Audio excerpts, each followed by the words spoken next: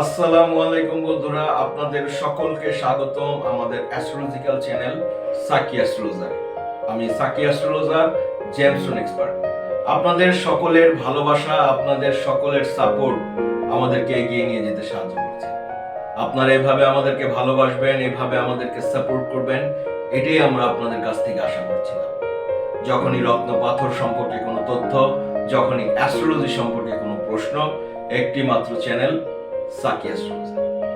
আমরা আপনাদের জ্যোতিষের সকল ভ্রান্ত ধারণা থেকে বের করে নিয়ে এসে সুন্দর এবং স্বাচ্ছন্দ্যকর একটি জীবনে উপনীত করার চেষ্টা করে থাকছি। আশা করি আপনারা সকলেই উপকৃত হচ্ছেন। বন্ধুরা, চলছে আমাদের রত্ন পাথরের সিরিজ, যাতে আমরা অনেক রত্ন পাথর সম্পর্কে আপনাদেরকে জানিয়েছি। আজকে আমরা উপস্থিত হয়েছি আপনাদেরকে সূর্য গ্রহের রত্ন পাথর এবং আমাদের বার্থ চার্টের সিংহ রাশির অধিপতি সূর্য গ্রহ এবং সূর্য গ্রহের রত্নপাথর রুবি সম্পর্কে অবগত করার জন্য। দুর্দান্ত একটি রত্নপাথর বন্ধুরা, রুবি, যাকে আমরা জ্যোতিষশাস্ত্রে সকল রত্নের বস বলে থাকি। আমার খুবই প্রিয় একটি রত্নপাথর বন্ধুরা। আপনাদেরকে একটি দুর্দান্ত ইনফরমেশন আমরা দিতে চাই, তা হচ্ছে যখনই কোনো রুবি, যখনই কোনো পোকরাজ, যখনই কোনো নীলা পাথর, যখনই কোনো সাদা পোকরাজ আপনাদের সামনে উপস্থিত হবে, এই রত্ন পাথরগুলি একই ক্যাটাগরির এবং একই খনি থেকে হয়ে থাকে এবং একই ব্যারেলের। এরা সকলেই সাফায়ার গ্রুপে পড়ে থাকে। যখন রত্ন পাথরের মধ্যে নীল কালার চলে আসে তখন হয়ে যায় নীলা, যখন হয়ে থাকে সাদা তখন হয়ে যায় সাদা পোকরাজ, যখন হলুদ হয়ে যায় তখন হয়ে যায় হলুদ পোকরাজ, যখন লাল কালার চলে আসে তখন হয়ে যায় রুবি।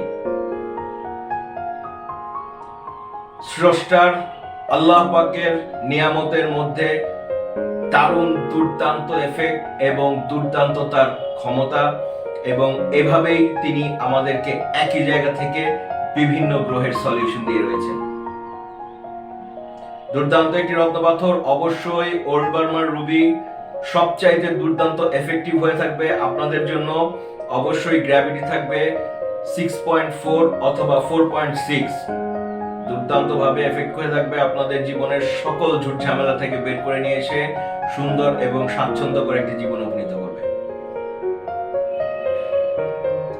অবশ্যই রবিবার দিন বেলা 11টার আগে শুদ্ধিকরণ করে প্রাণ প্রতিষ্ঠা করে তবেই রুবি পাথর ধারণ করুন, এবং মেটাল থাকবে গোল্ড। যদি গোল্ড অ্যাফোর্ড করতে না পারেন অবশ্যই তামা ব্যবহার করুন।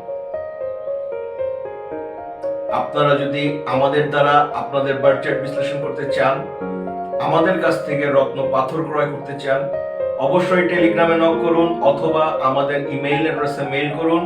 প্রসিডিউর আশা করুন বিশ্বের যে প্রান্তেই থাকুন না কেন আমরা আপনাদের জ্যোতিষ সংক্রান্ত এবং রত্ন পাথর সংক্রান্ত সকল সমস্যা থেকে বের করে নিয়ে আসবেন ইনশাআল্লাহ। এভাবে আমাদের পাশে থাকবেন, এভাবে আমাদের সাথে থাকবেন। আমাদের রত্ন পাথরের সিরিজ শেষ হওয়ার পরেই আমরা শুরু করতে যাচ্ছি আপনাদের জন্য দুর্দান্ত ভাবে একটি নতুন এপিসোড, তা হচ্ছে ভেদিক অ্যাস্ট্রোলজি লার্নিং লেকচার।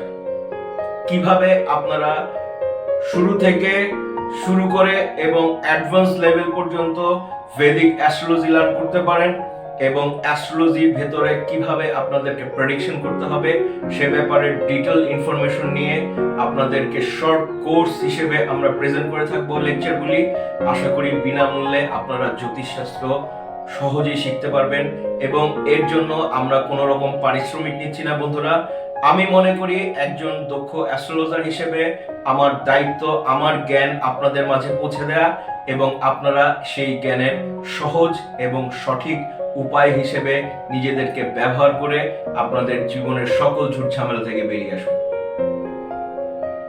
আজ এ পর্যন্তই, ভালো থাকবেন, হ্যাভ এ নাইস ডে।